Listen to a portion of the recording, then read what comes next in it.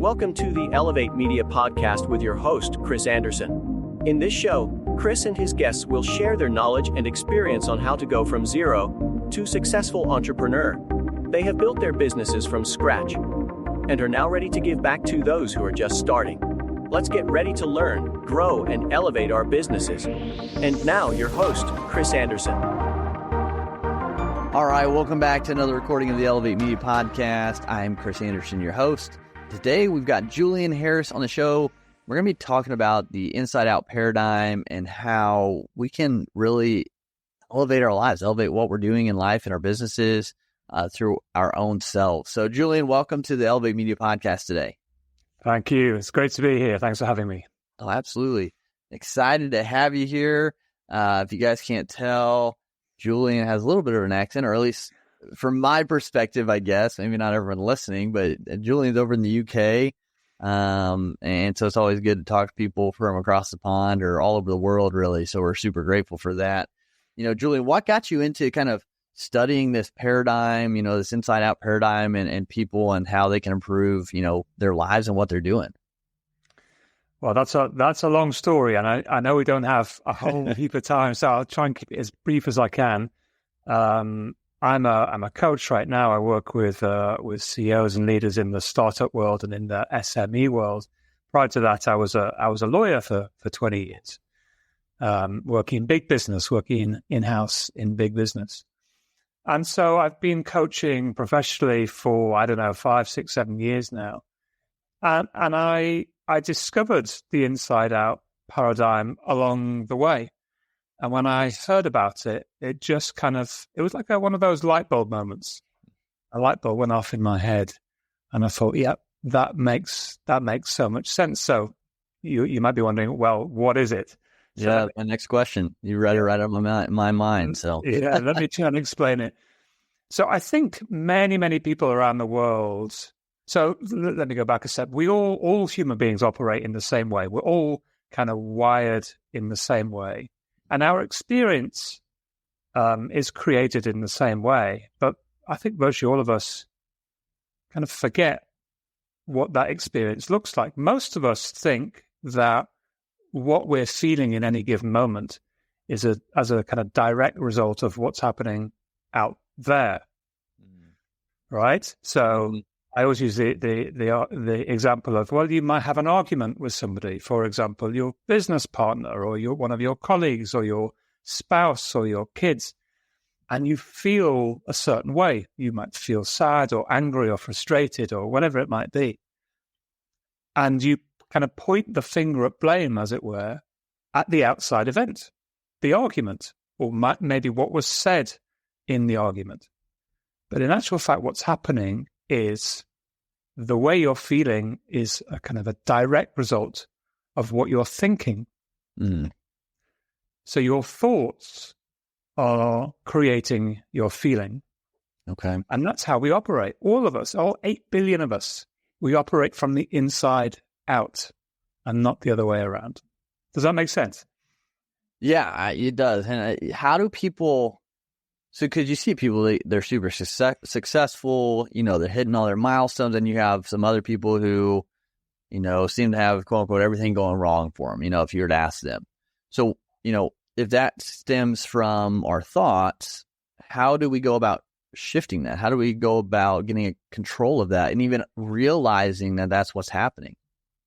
A great question. And I think for everybody, whether you're, quote, successful, whatever that means, right? Whether you're successful or not, most people still operate thinking that the world, you know, our experience is from the outside in. The first step is awareness. Because if you're not aware of something, then you can't change in any way. So the first thing is to be aware of it. And like, don't get me wrong, I still, my day-to-day experience is still like everybody else's. I still have to catch myself, right? When I'm feeling a certain way, the inclination is to look out there. But because I have the understanding of the way I work, the way we all work, then I am able to catch myself. But sometimes it takes a while.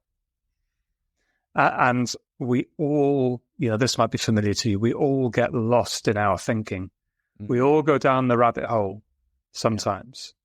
And, I thinking about stress and anxiety, which is a subject that I work with many people. I talk to many people about it. Again, we point the finger at the outside world. Something is happening out there that makes us feel that way. But the way why do you think we do that? Why do you think we point the finger at the outside world instead of first going internal? Is it a simpler thing, or I'm not sure. It's a great question. I think it's the way we've been conditioned. I think it's let's throw blame. Is that what you're meaning? Kind of in a general sense? Chris, say that again. To throw blame on something else instead of taking ownership. That's what we. Yes, I think so. Okay. I think so. And for me, stress and anxiety, so the feelings that we get are as a result of our brains going 100 miles an hour, thinking about possible future events, right? Mm-hmm. And we all do that. We all get completely lost in our thinking.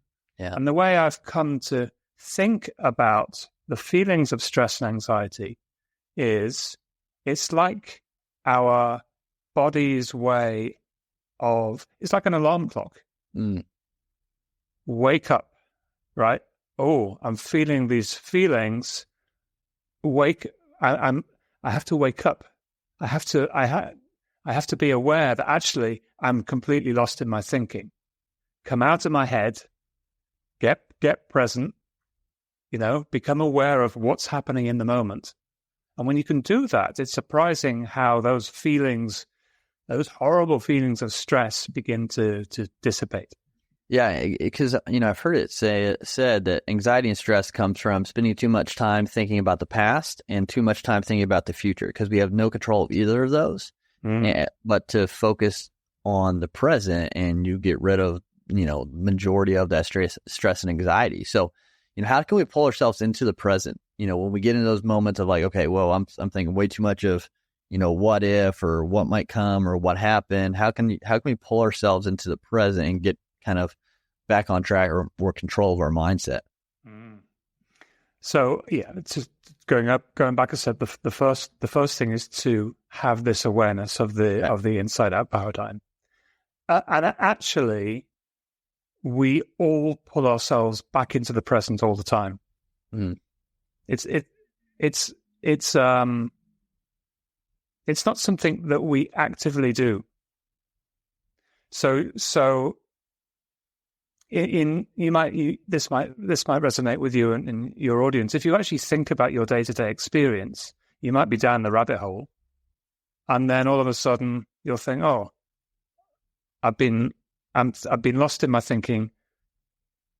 I'm coming back up to the kind of the real world. Get present again." So it's something that we actually ordinarily do. Sometimes it takes us longer to come back to the present than other times. But like everything, it's a practice. So there are techniques that we can use to practice being more present, such as mindfulness, such as being aware of our surroundings when we're walking. It's amazing. So I live in an urban area, right? And it's amazing how much we don't look up. All right. If you're walking past the storefronts, that's all we see. Right? How many of us actually look up beyond that and see what's there? So for me, that's a great kind of metaphor, but actually a really practical way of being aware day to day in the moment. Yeah, I think that's a great point, because especially now, right, with our phones, like people are looking up even less. I've seen people just walk into other people or walk into things because they're looking down at their phones, and that awareness is just kind of shrunk, right?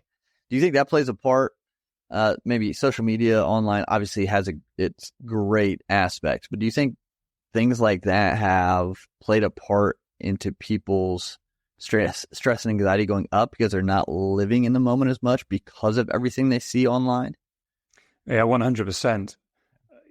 human beings through the ages have been expert at kind of distracting ourselves from the present moment, because sometimes we have to do a task that's boring or that requires thought or whatever it might be. And then what do? Well, nowadays we turn to our phone. In the old days, maybe there would be a newspaper there or you'd pick up a book or whatever it might be.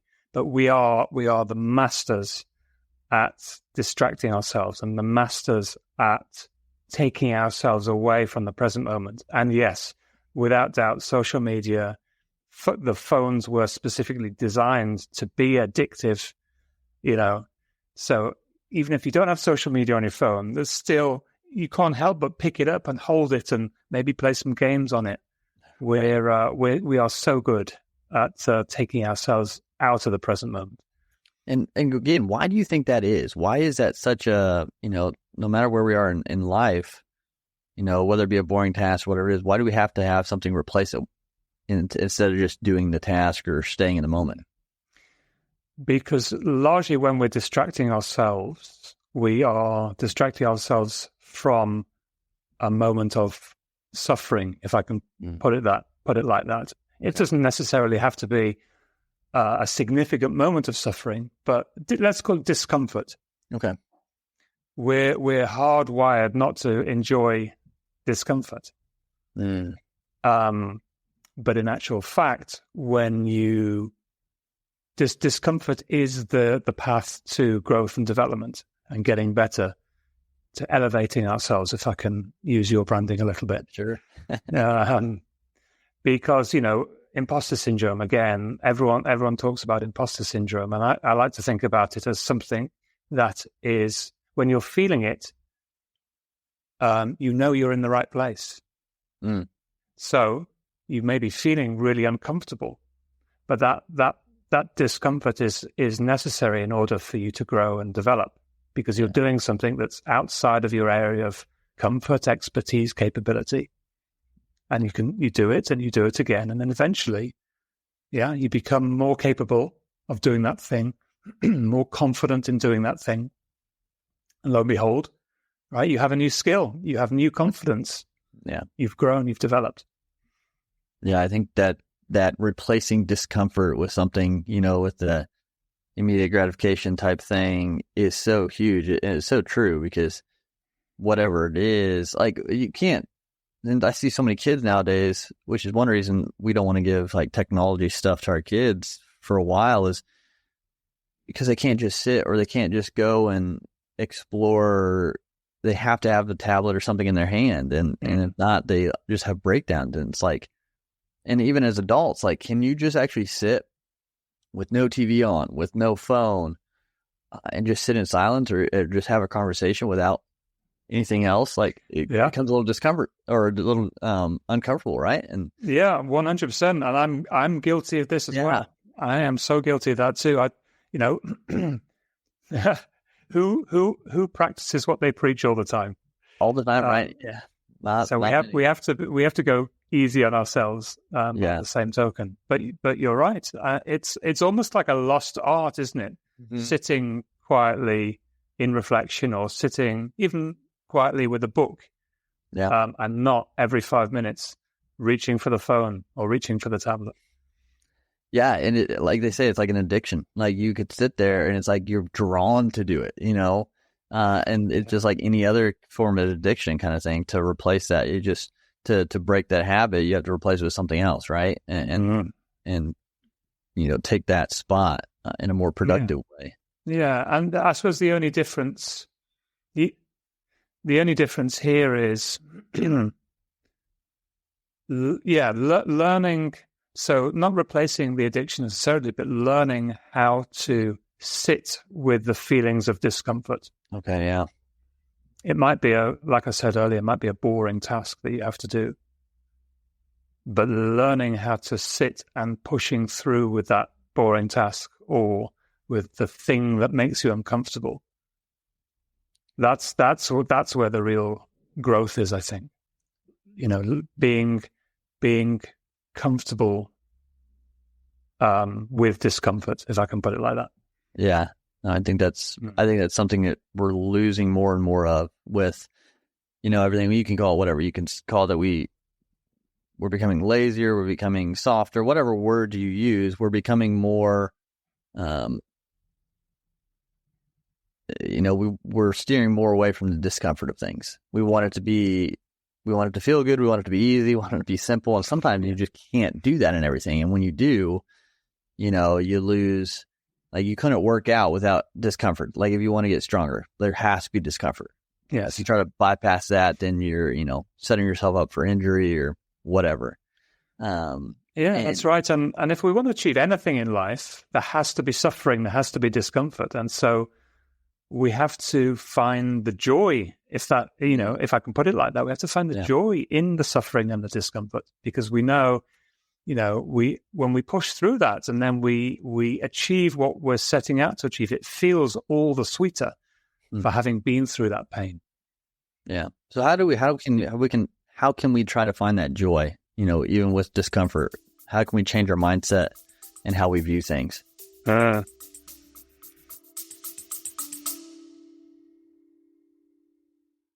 You love listening to podcasts, but have you ever thought about starting your own podcast? Maybe you want to build a brand, grow your business, or are looking for an excuse to talk about your favorite hobby. Whatever your reason for making a podcast, Buzzsprout is the place to start.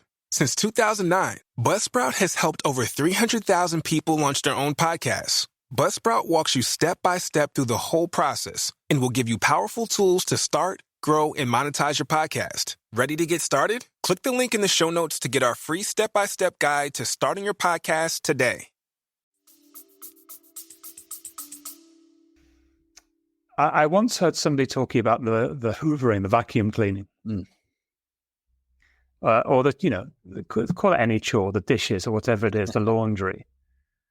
And what they were saying, it really struck me, is really, really get present to the task you're doing.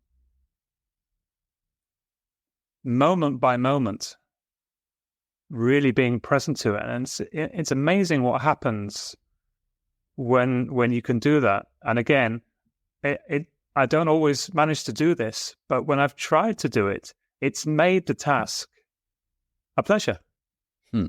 It's strange to say, but really, really getting present to that. What's that mean, getting present with that task that makes it enjoyable? Noticing everything about the moment, about what you're doing, the smell of the laundry, the squeakiness of the dishes, the way the vacuum cleaner glides over or gets kind of stuck on the carpeted areas, whatever it is. Really look at the details.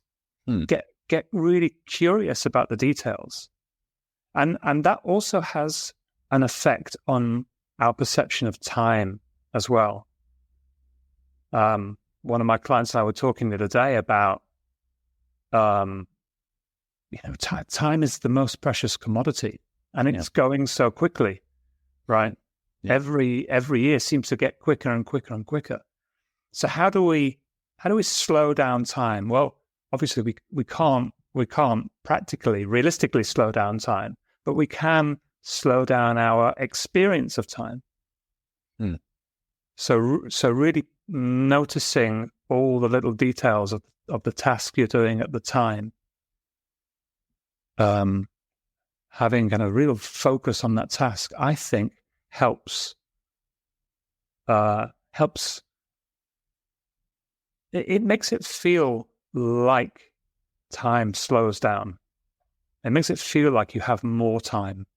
It's such a kind of metaphysical thing. It's really hard for me to describe. It's a feeling. Yeah.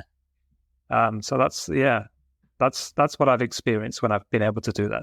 It kind of reminds me of, you've seen videos or pictures of, or at least one sticks out of my mind. There's an event and you got all these people in the crowd, and it shows this one older individual just standing there, hands crossed, just watching, eyes locked on the event. But you got everyone else like got their phone up, trying to take a picture or a video, or like looking at their phone, not like truly engaged and appreciating the moment. And I think that's kind of, what I think about when you're saying that is, we're kind of distracted by trying to capture the moment or get to the next thing or what's going to happen next, Whereas if we could just focus on that present moment and just take it in, whether that be, like you said, experiencing each part of that task or whatever is happening in the moment, or just the fact of like being grateful for that moment of what's going on and what you're able to do and why you're able to do it, can really change a lot of things. But in my mind, that picture, that image came up of that's enjoying it.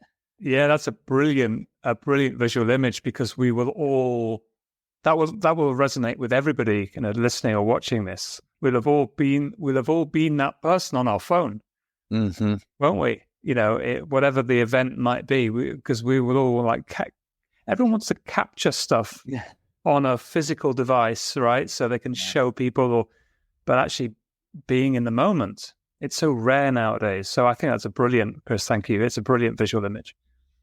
Yeah, it's hard, and I don't know if it's just because we're in the world we're in, or, that it's an intrinsic need to show hey, look, we were here, we did this, proof kind of thing. I don't know. It just how this changed, instead of just being in the moment, like you said, we want to capture it instead. Yeah.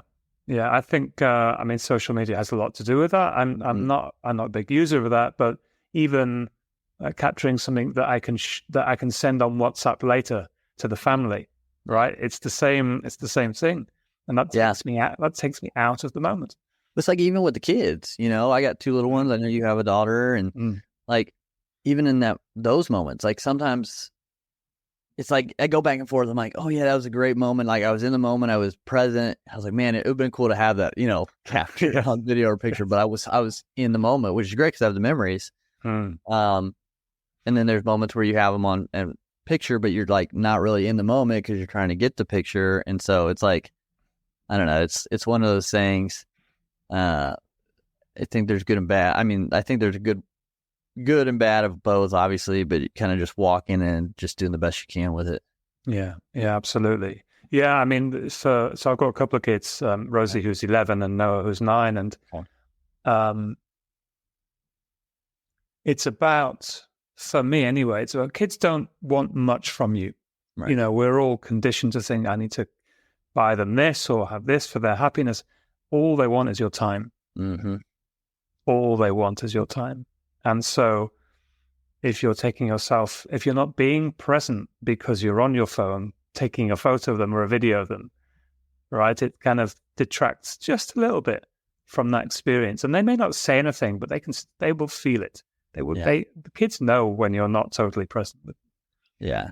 It's just the other night we were sitting there, and I can't remember if I was checking email or what I was doing.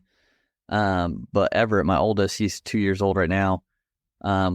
He got some these magnet tile things out, and we got them. He loves them, and he just said, "Dad, sit." And I'm on the chair, and a hesitation for a moment. I was like, I gotta get the sun up, but he was like, "Dad, sit," and was hitting the ground next to him, and I was like, "No, this can wait. I'm gonna go down there and build some stuff with them." And it's in those moments, even then, the decision, and so just remembering that. And I think it just goes back to time. We've talked about time a lot. Time goes quick. All kids want your time, and all we can do is, with the time we have, is our best and be in the moment. And I think so I think that's kind of almost where it goes back to, is seeing the time we are in right now. We've had our time in the past. We don't know if we're going to get time in the future. And so the time that we have right now in this moment, how can we really truly embrace it, enjoy it, and, live it to the fullest, right? Yeah. Yeah, that's right. And it sounds like for you. All right. I'm back. Apologies. No, it's all right. We made it through about 22, 23 minutes. Yeah, we're just getting to wind it down, so that's all right. I just had said that the statement on everything is kind of about time is kind of how at least the conversation was going. So yeah, that's right. And what I was going to say is, for you, like me, it sounds like being with family and spending time with your kids and your partner is one of your highest values. Yeah. And so for all of us, for everybody listening and watching, it's about, for me, it's about maximizing your life, is about living your life in congruence with your values, whatever that they might be. Yeah. And spending time being present, doing those activities that light you up. Yeah. And it's a crazy thing. Like, and that's so true. You said that because, I quit my job in 2020 to try to start a business. And the reason was because I wanted to spend more time with my wife. And, I was, hoping that God would provide us children in the future. And we have them now. And I wanted to be able to spend time with them even more. I mean, I had amazing parents and they were always there. They always showed up. But I just remember and know how hard my dad works and still works to this day at his job. And, I wanted to work hard, but I wanted to be able to do it around, I guess, my family, if that makes sense. And then spend even more time with them just because I see how short time is. And going back to the discomfort, like, if you ever, everyone listen to this, you're trying to build your business, you're trying to do something different, and there is discomfort. There's going to be discomfort. It doesn't go away. It just changes how it looks and it changes the intensity sometimes. But at the end of the day, kind of like, again, Julian, what you're saying, like if you could be stressed or anxious about we're not making enough money, or, it's not growing as fast as I want it to, or X, Y, and Z, whatever it is. But instead, if you can bring it back to, hey, this is where we're at. And look, I got to spend time with my son today, or I got to spend time with my loved one today, or I got to, whatever it is, to remind yourself of the good, despite the discomfort. Hey, I worked out, but guess what?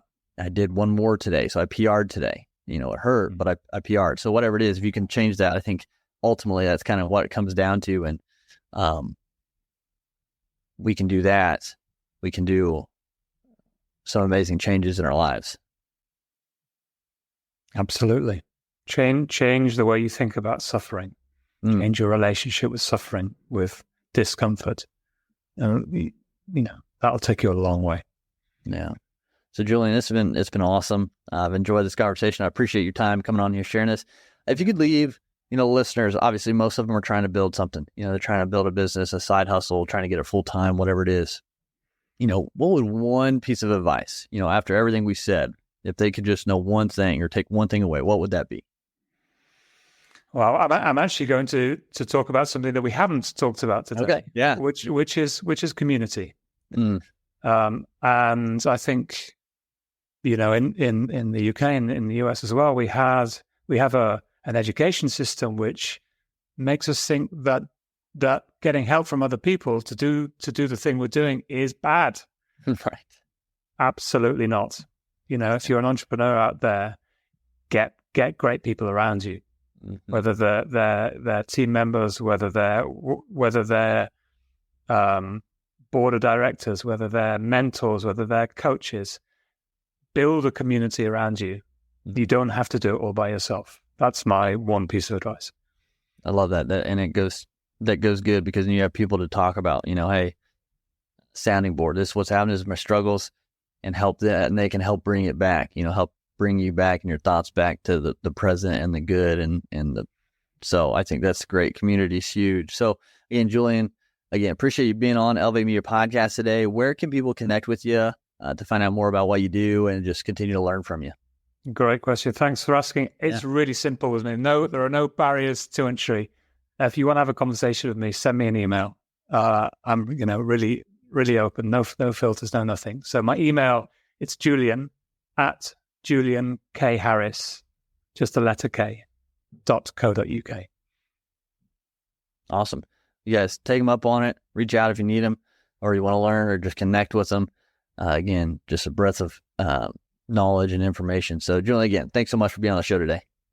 I've loved it. Loved every minute. Thanks, Chris. Thank you for listening to the Elevate Media Podcast. Don't forget to subscribe and leave a review. See you in the next episode.